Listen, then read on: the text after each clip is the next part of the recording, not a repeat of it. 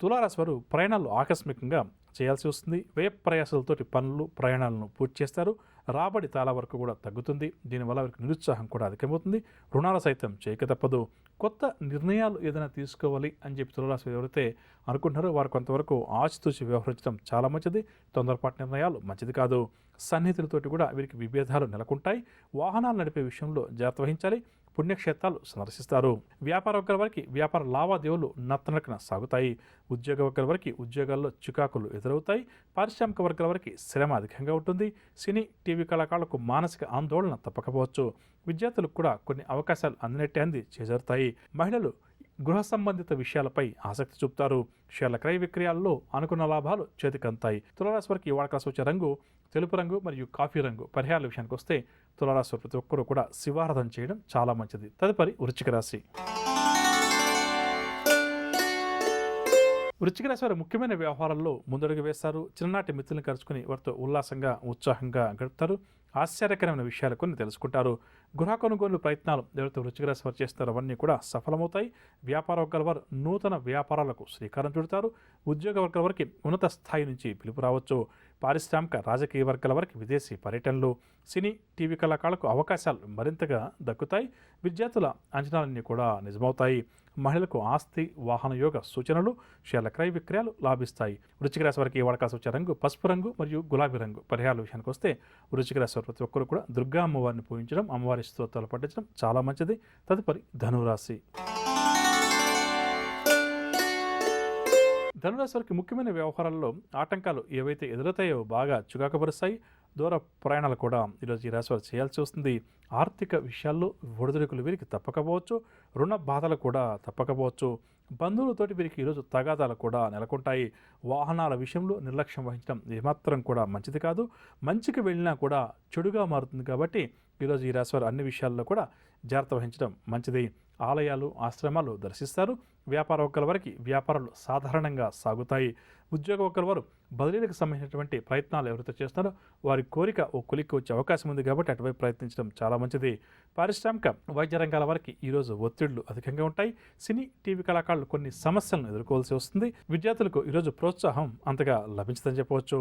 ఇక మహిళలకు కూడా ఈరోజు కాస్త నిరాశ నిస్పృహలు అధికంగా ఉంటాయి. షేర్ల క్రయ విక్రయాల్లో తొందరపాటు నిర్ణయాలు. ధనురాశి వారికి ఇవాళ కలిసి వచ్చే రంగు పసుపు రంగు మరియు బంగారు రంగు. పరిహారాల విషయానికి వస్తే ధనురాశి వారు ప్రతి ఒక్కరూ కూడా గణేశాష్టకాన్ని పఠించడం చాలా మంచిది. తదుపరి మకర రాశి. మకర రాశి వారు ఈరోజు బంధువుల నుంచి శుభవార్తలు వింటారు. ఆస్తి విషయంలో నూతన అగ్రిమెంట్లు కూడా చేసుకుంటారు. ఒక కోర్టు కేసు ఎవరికైతే గత కొంతకాలంగా ఇబ్బందికరంగా ఉందో ఆ కోర్టు కేసు నుంచి మకర రాశి వారికి బయటపడే అవకాశాలు అధికంగా ఉన్నాయి. కాబట్టి ఈరోజు అటువైపు కొద్దిగా ప్రయత్నాలు చేయడం గట్టిగా చేయడం చాలా మంచిదని చెప్పవచ్చు. కుటుంబంలో ఎనలేని గౌరవాన్ని మకర రాశి వారు పొందుతారు. కాంట్రాక్ట్ రంగం వారికి కాంట్రాక్టులు ఎట్టకేలకు దక్కుతాయి. పుణ్యక్షేత్రాలు ఈరోజు ఈ రాశి వారు సందర్శిస్తారు. పనులన్నీ కూడా అనుకున్న రీతిలో ముందుకు సాగుతాయి. వ్యాపార వర్గాల వారు నూతన ఉత్సాహంతో ముందుకు దూసుకు వెళ్తారు. అమ్మా, అలాంటి వాళ్ళది నిజమైన ప్రేమ కాదు, అది వ్యామోహం.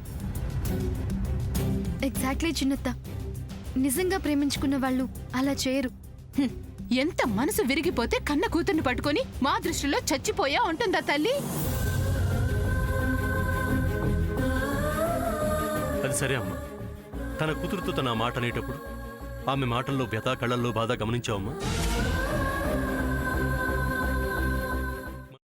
పెద్దబాబుకు బర్త్డే విషెస్ చెప్పు కూడా వెళ్ళాం కదా.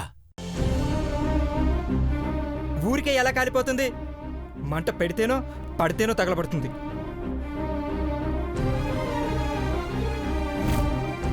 కరెక్ట్ చిన్నబాబు, నీకొచ్చినట్టే నాకు డౌట్ వచ్చింది.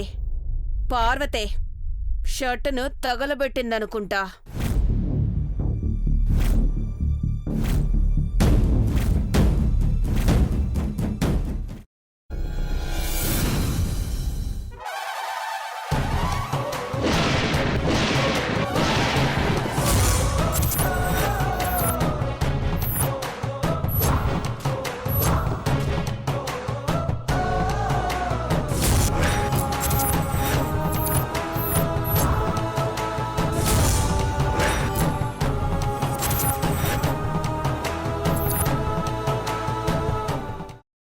కున్న తర్వాత పొట్టు తీసేసి చాప్ చేసి పక్కన పెట్టుకోవాలి.